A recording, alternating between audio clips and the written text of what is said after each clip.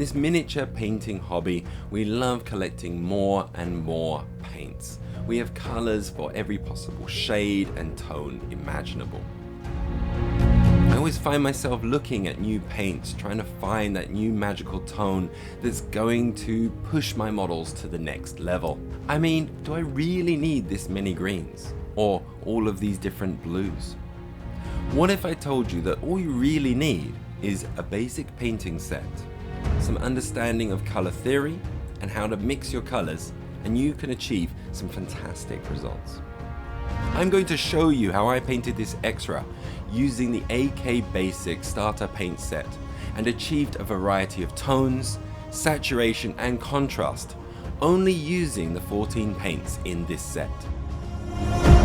My combined army have ivory armor that goes from a deep brown to a bone white ivory. However, in this set we don't have any browns, ivories or colors in between. But with a bit of understanding for contrast, saturation, and how to pull these from different colors, we can get the tones needed. The brown is simple enough. By mixing orange with a little black, it darkens into a lovely warm brown tone. This acts as an excellent base for the armor.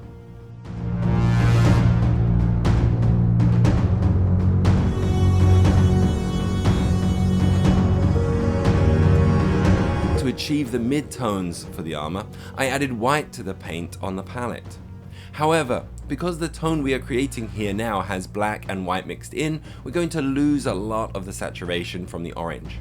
So it's important to add the orange back in, and maybe a little bit of yellow to bring back some saturation lost from the black and white. By gradually mixing a little at a time, I can find the mid-tone I'm looking for.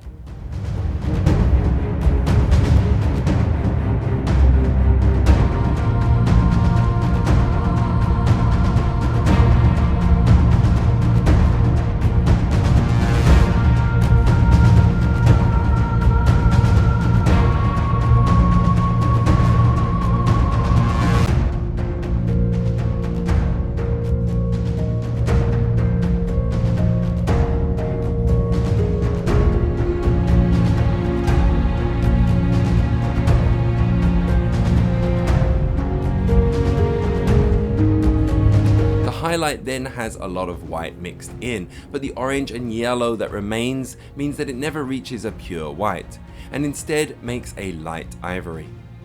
The other advantage of mixing your own colors this way is that from the darkest tones to the lightest, there are elements of all the colors mixing together to make very natural transitions. The Exra are a race of beetle bug-like creatures, and I wanted this to be reflected in the exoskeleton. Most beetles have a shiny black shell. However, painting a flat black does not really sell the effect.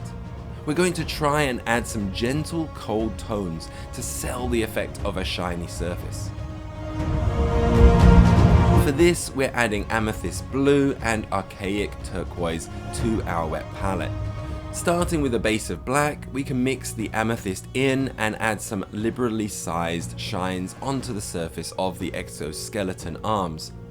As we add progressively lighter tones, we add more turquoise and white. The black is always present in these mixes, and it's important to keep everything desaturated with the black and white to keep it looking like black with a very slight iridescent shine.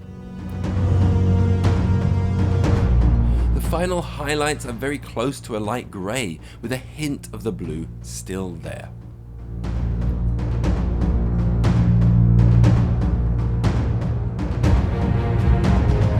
Happy with the arms, I tackled the head, but wanting to draw more attention to this part of the miniature, I purposely added a little more of the blues to the greys so that there was more saturation.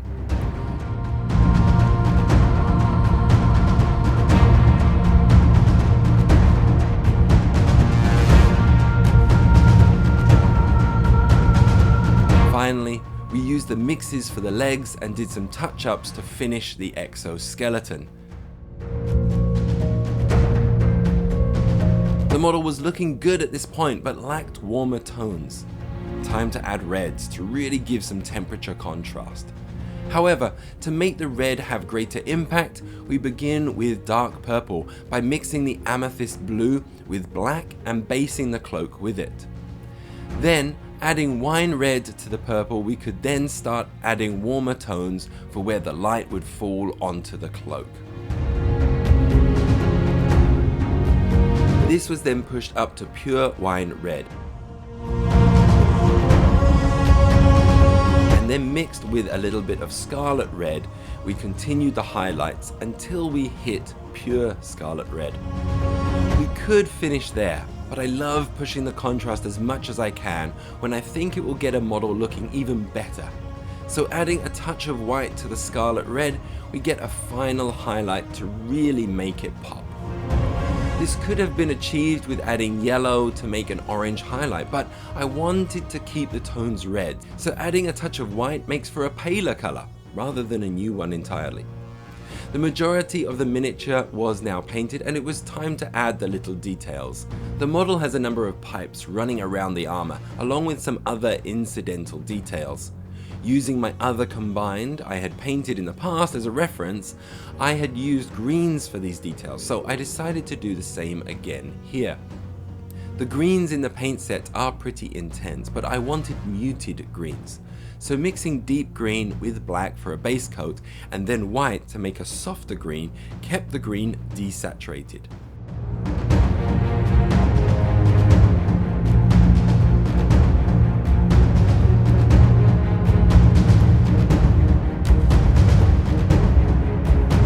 Adding a bit of frog green then pushed the green toward a more yellow tone that gave it more color contrast, but still with the grey from the white and black mixed in, the saturation was still kept low. The Exra is holding what appears to be a human skull, and just behind that there is some kind of orb affixed to his armor. Making the orb glow bright would have a great effect, and blues would contrast nicely with the ivory armor. Starting from the amethyst, I then added deep blue, archaic turquoise, and finally a mix of white with the turquoise to add a highlight. This was also used for the little vents at the side of the orb and the eyes of the Exra. A final spot highlight of white was added to finish the orb. Finally, I had the skull to paint, but I was in a bit of a quandary. The skull usually has ivory tones, and the armor was already using a lot of ivory. It may get lost in the armor and be difficult to see. I began by making new brown tones with more yellow added to give a small tonal shift.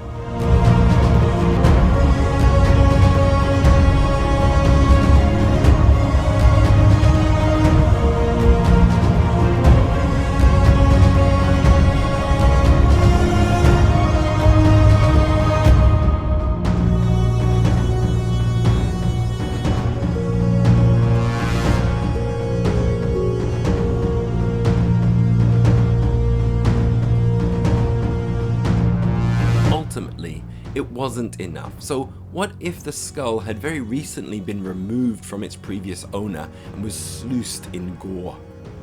I still wanted the light information of what I painted already to be present, so by thinning down the reds into a glaze, I could cover the skull to make it look like fresh blood. The skull came out a little bit too bloody, so to reduce it a bit, I took the skull's ivory highlight I made previously and very lightly added it to the highlights of the skull, showing where the blood had thinned on the surface.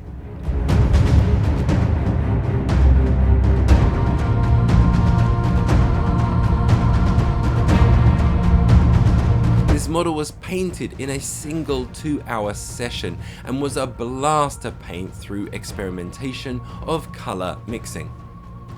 I often find myself pondering over which tone of paint to use, but by reducing my choice down to just a few key colors, it meant that I was in constant motion, and I think the result is pretty damn cool.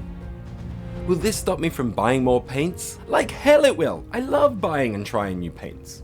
Having to mix paints for every tone that I use makes it very difficult if I'm painting the same model over a number of sessions. So having a specific paint to grab off the rack is definitely preferable in those moments. But limiting myself to just this paint set has given me a deeper understanding of the colors that I use and how they link with one another. It also means that if I want to paint when I'm traveling, all I need is my Cryography painting station, 15% off with a link in the description, and my AK starter set, and I can feel confident to paint anything I want, wherever I want. So go challenge yourself with a limited and saturated selection of paints to learn more about the colors you use and grow your painting skills so you are empowered by your paints and not limited by them. Basic starter paint set. Painter. Meh.